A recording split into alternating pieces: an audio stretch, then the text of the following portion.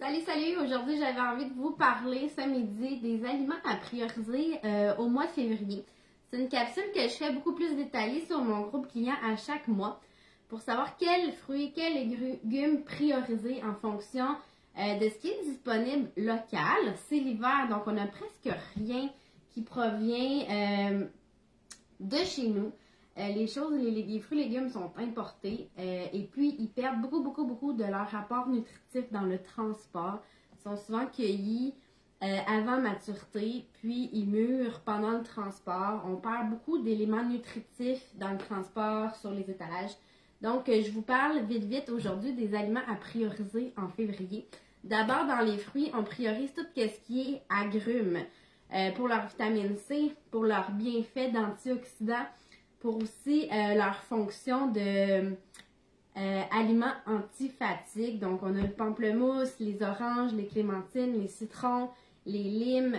Vous pouvez les mettre dans votre eau, les consommer comme ça, peu importe.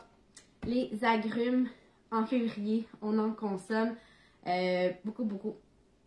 Et puis, au niveau des légumes, on va aller plus vers des légumes verts en feuilles. Donc, tout type de salade d'épinards. Ici, j'ai de la roquette puis des épinards. On peut, pour plusieurs, comme ça, on peut les faire cuire dans les œufs, dans les omelettes, dans les sautés de légumes. Ou simplement ajouter une poignée à tous nos repas, nos smoothies.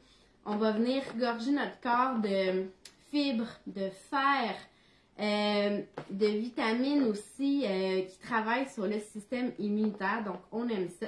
Sinon, évidemment, en temps-ci de l'année, il y a aussi les radis qui sont populaires, les betteraves, les champignons que vous pouvez intégrer dans votre routine.